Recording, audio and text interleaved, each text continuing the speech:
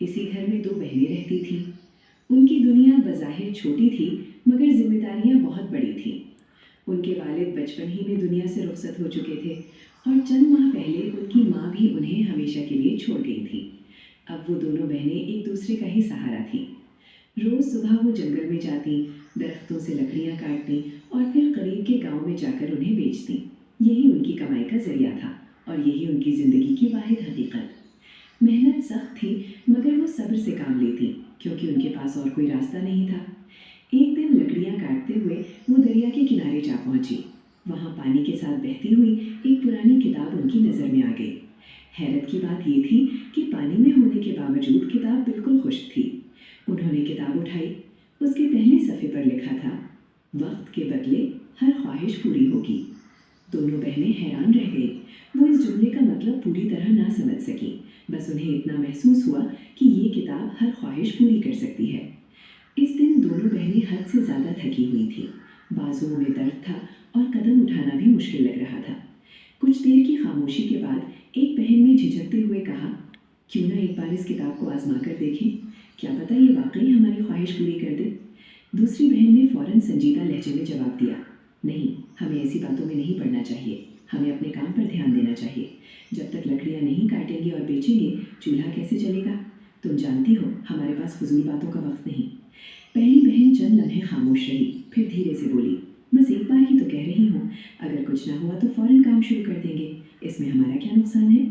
دونوں بہنیں کچھ دیر خاموش بیٹھی رہیں، پھر ایک بہن نے دوسری کی طرف دیکھ کر کہا، اگر واقعی خواہش کرنی ہے تو سمجھداری سے کرنی چاہیے، ایسی خواہش جو ہماری محنت کو کچھ آسان بنا دے۔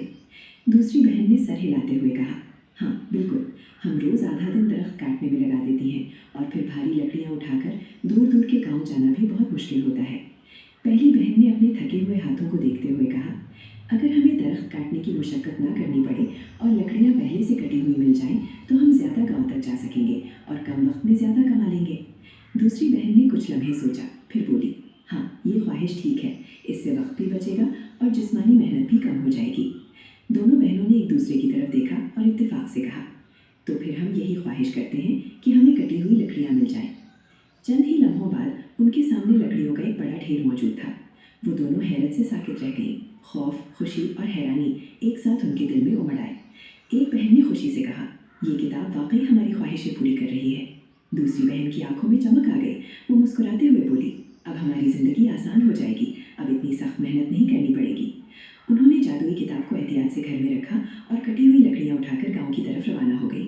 آج درخت کاٹنے کی ضرورت نہیں پڑی تھی، اسی لیے ان کے پاس عام دنوں سے کہیں زیادہ وقت تھا۔ عام طور پر وہ ایک دن میں صرف 2 گاؤں تک جا پاتی تھیں، مگر اس دن وقت بچنے کی وجہ سے وہ 5 مختلف گاؤں میں لکڑیاں بیچ آئیں۔ شام تک کمائی معمول سے کہیں بہتر ہو چکی تھی، مگر واپسی پر ان کے قدم لڑکھڑا رہے تھے۔ آج کی تھکن عام دنوں سے کہیں زیادہ تھی۔ اگرچہ لکڑیاں کاٹنے کی محنت نہیں تھی، مگر زیادہ سفر اور زیادہ بوجھ ان کے جسم کو بری طرح تھکا چکا تھا۔ کمائی اچھی تھی مگر تھکن اس سے بھی کہیں زیادہ۔ جب وہ گھر پہنچی تو سورج ڈوب چکا تھا۔ اتنی تھکن تھی کہ کھانا پکانے کا خیال بھی مشکل لگ رہا تھا۔ ایک بہن بولی، کاش بنا بنایا کھانا مل جائے۔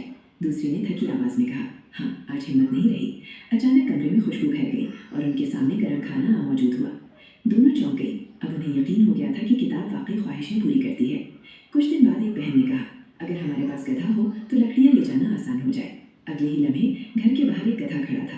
پھر انہوں نے خواہش کی کہ لکڑیاں خود ہی گدھے پر رکھ دی جائیں اور ایسا ہی ہونے لگا۔ اب محنت تقریباً ختم ہو گئی، زندگی آسان تھی اور وہ سست ہوتی چلی گئی۔ کھانا، صفائی، سب کچھ خواہش سے ہونے لگا۔ جلد ہی انہوں نے کام کرنا چھوڑ دیا اور صرف آرام، اچھا کھانا اور زیورات مانگنے لگے۔ کچھ ہی عرصے میں وہ اپنی عمر سے کہیں زیادہ بوڑھی نظر آنے لگی۔ تب انہیں احساس ہوا کہ ہر خواہش کے ساتھ ان کی عمر بڑھ رہی ہے، مگر لالچ نہ رکا۔ انہوں نے دولت مانگی، پھر ایک شاندار محل کی خواہش کی۔ محل تو بن گیا مگر وہ دونوں فوراً بوڑھی ہو گئیں۔ کمزور جسم اور آنسوں کے ساتھ انہوں نے کتاب کو دیکھا۔ ہم نے محنت چھوڑ دی، اسی نے ہمیں تباہ کیا۔ پچھتاوے کے عالم میں وہ دریا کے کنارے پہنچی اور کتاب پانی میں پھینک دی۔ کتاب گرتے ہی سب کچھ بدل گیا۔